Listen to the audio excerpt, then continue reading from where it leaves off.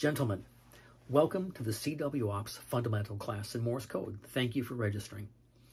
Before we get going, I want to make sure that each of you has access to a decent Iambic paddle or a semi-automatic key like a bug.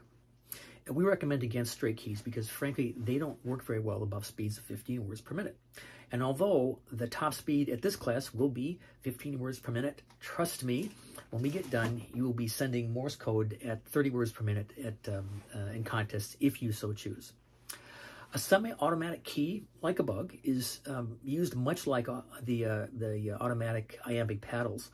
It takes a little longer to master, and they have their own sound. They're expensive, so you won't save any money compared to an Iambic paddles. However, if you do have one of the older rigs that doesn't have built-in keyer, that might just be the thing for you. If you're interested in learning how to do that, I'm happy to give you some lessons on that. We could have that as part of our course. Just send me a note and let me know. Okay, before you buy a key, a couple of important points. Number one, they are expensive. A good quality key will cost $200 to $500. Now, there are cheaper options. We always have a few students come through the course that try those keys, but the least expensive keys tend to be buggy, and folks get frustrated and eventually end up getting a mainstream key anyway. Besides, the fast keys are fun to use. They're more accurate, and you can send at any speed up to 50 words a minute if you are so inclined. Now, while each key has its own unique feel, every one of them is smooth and dependable. It would be ideal if you can go out and try one of these, like take it for a test spin. Very impractical, sadly, unless you happen to have a ham radio convention happening right now. But I can give you some options from my own experience. The keys that I've had a chance to try are, number one, the N3ZN key, particularly the ZN-9 Plus, which works quite well. Beggali, not Bengali, Beggali Keys is an Italian company. They have a number of excellent keys in their lineup. Vibraplex has an Iambic keyer that is excellent. A British company named Kent Keys has an outstanding Iambic paddle that's actually pretty cost effective, and you can get on DX Engineering. Ukrainian company UR5CDX has been in production throughout the war in Ukraine, and they are still available, cost-effective keys as well. And then finally, Mike March, who's one of the CW Ops members, makes keys to order, and he has a web page that you can look into. There are lots of other keys, actually, that are less well-known, and some of those work great and should investigate them.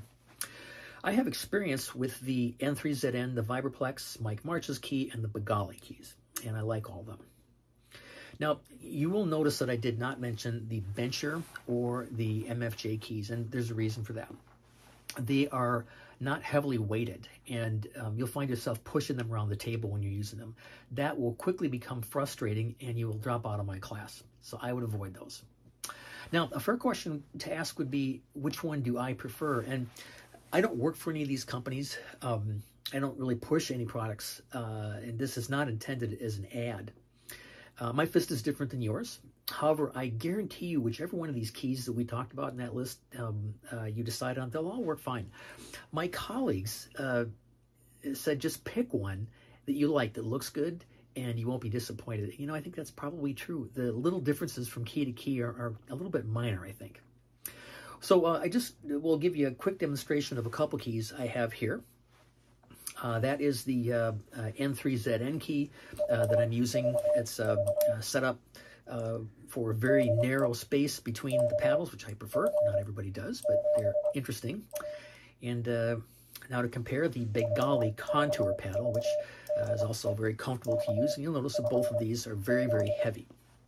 And then there's the semi-automatic key that is produced by Vibraplex, the classic bug, which you use kind of like you would use an Iambic paddle. It does have its own sound, and you have to be careful about spacing, but some people prefer this, and it's been around forever.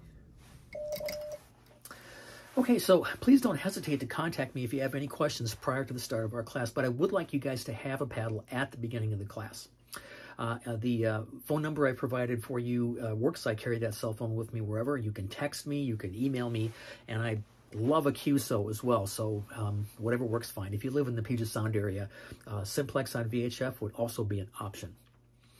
So I look forward to seeing you guys in the real world here coming up very shortly. If you have any questions, please let me know. Otherwise, I look forward to helping you through this class this year. It should be a lot of fun. Take care.